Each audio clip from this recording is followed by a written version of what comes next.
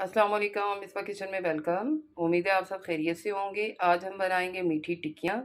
तो चलिए, जैसे जैसे मैं जो चीज़ लूँगी तो वैसे आपको बताती जाऊँगी साथ। बगैर टाइम वेस्ट किए तो चलिए बनाना स्टार्ट करते हैं। ये मैंने 4 कप मैदा लिया है। 4 कप अगर हमने मैदा लिया है तो 2 कप चीनी डालेंगे, और ये पिसी हुई चीनी है। 4 कप में से 1 कप हम डालेंगे सूजी, उसका तीसरा हिस्सा डालेंगे। सारी चीज़ों को अच्छे तरीके से मैंने छान लिया है। उससे हाफ कप में डालूंगी ये पिसा हुआ नारियल का पाउडर,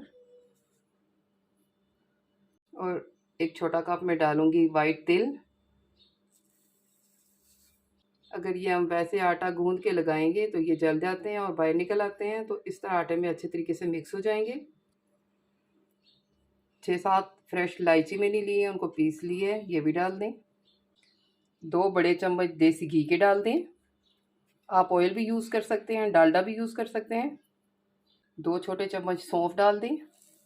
आपको पसंद है तो डालें, नहीं है तो स्किप कर दें। अब इन सब चीज़ों को अच्छे तरीके से हम मिक्स कर देंगे। दोनों हाथों से आप ऐसे इसको मसलें कि सारी चीज़ें हमारी अच्छे तरीके से मिक्स हो जाएं। ये देखिए, सारी चीज़ें हमारी अच्छे तरीके से मिक्स हो गई हैं। अब इसको हम गूंदेंगे दूध से। ये मैं आपको बताऊंगी कि हमारा कितना लगा है। ये थोड़ा थोड़ा डाल के हम गूंदते जाएंगे इसको, ज़्यादा नहीं डालना, क्योंकि नरम आटा हमने नहीं लगाना, थोड़ा सख्त आटा लगाना है जिससे हमारी टिक्कियाँ अच्छी बने।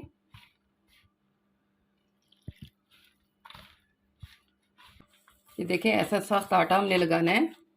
इसमें 1 कप मेरा दूध लगा है, तो इसको अब अच्छे तरीके से ऐसे मसलेंगे।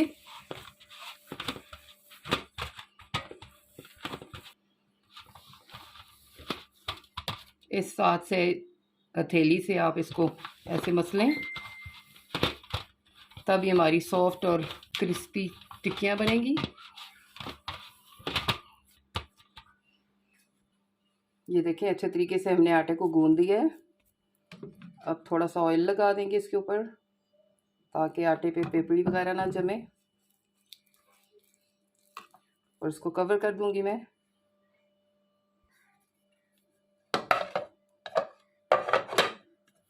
इसको तकरीबन आधा घंटा में रेस्ट दे दूंगी, और उसके बाद फिर हम टिक्कियाँ बनाएंगे।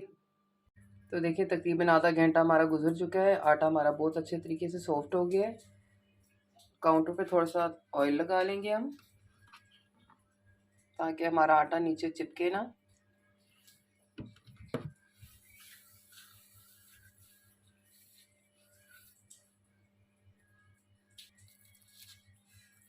अब आटे को यहाँ पे निकाल लेंगे। इसके हम 3 पेड़े बना लेंगे, ऐसे ऐसे करके 3 हिस्सों में इसको। ये देखिए, हमने 3 पेड़े बना दिए हैं। अब 2 को रखें साइड पे, और एक को हम अच्छे तरीके से बेल लेंगे।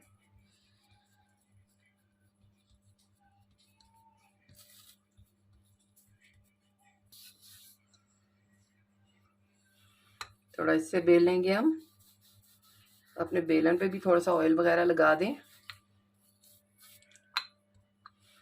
ज़्यादा पतला नहीं बेलना।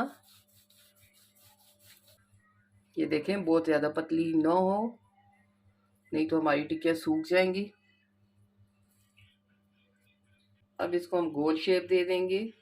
कोई सा भी ढक्कन ले लें या कोई गिलास ले लें, उससे काटेंगे। तो मैं ये गिलास से काट रही हूँ। थोड़ा सा हल्का सा प्रेस करें।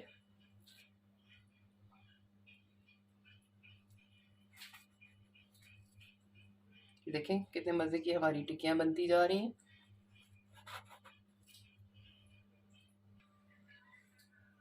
तो देखें, कितने मज़े की हमारी टिक्कियाँ बन गई हैं। और ये साइडों से सारा हम आटा उठा लेंगे। इसको फिर दोबारा पेड़ा बना के इसको फिर दोबारा से हम टिक्कियाँ बना लेंगे। मैं सेम ऐसी सारी टिक्कियाँ बना लूँगी, फिर आपको दिखाती हूँ। तो देखिए, माशाल्लाह से हमारी सारी टिक्कियाँ बन के तैयार हो गई हैं।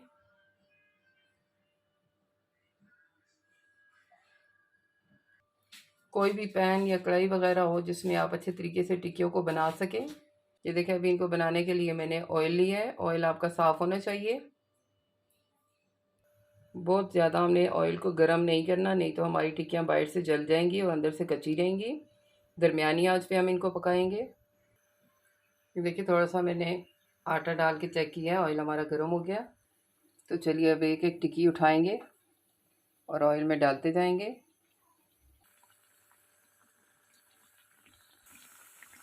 तो देखिए, मैंने सारी टिक्कियों को डाल दिया है। इनको हम दरमियानी आंच पे पकाएंगे, ज़्यादा तेज़ आंच पे पकाएंगे तो ये जल जाएंगी। तो ये देखिए, माशाल्लाह एक साइड से बहुत अच्छी ये ब्राउन हो गई हैं। अब इनकी साइड चेंज करते हैं। हल्का हल्का आप ऐसे ऑयल इन पे डालते रहें ताकि ये ऊपर से भी पक जाएं।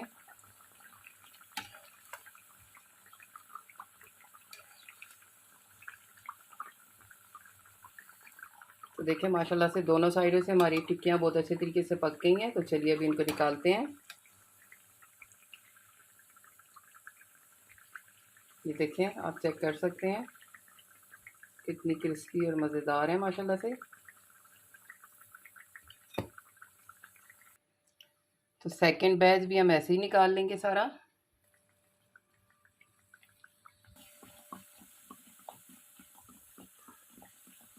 तो फाइनली हमारी मीठी टिक्कियाँ बनके तैयार हो गई हैं। थोड़े से सामान से माशाल्लाह से हमारी ढेर सारी मीठी टिक्कियाँ बन गई हैं। इसको आप टी स्नैक भी कह सकते हैं, चाय के साथ खा सकते हैं। मेरी रेसिपी आपसे मेरी तरह ट्राई कीजिएगा। मेरी रेसिपी अगर आपको अच्छी लगी हो तो आप प्लीज़ मेरे चैनल को सब्सक्राइब कीजिए, मेरी वीडियोस को लाइक करें, शेयर करें, बेल आइकन ज़रूर प्रेस करें ताकि मेरी हर नई आने वाली वीडियो का नोटिफिकेशन सबसे पहले आपको मिल सके। अपनी दुआओं में ज़रूर याद रखें। एक नई रेसिपी के साथ दोबारा हाजिर होंगी। मुझे दें इजाज़त, तब तक के लिए अल्लाह हाफ़िज़।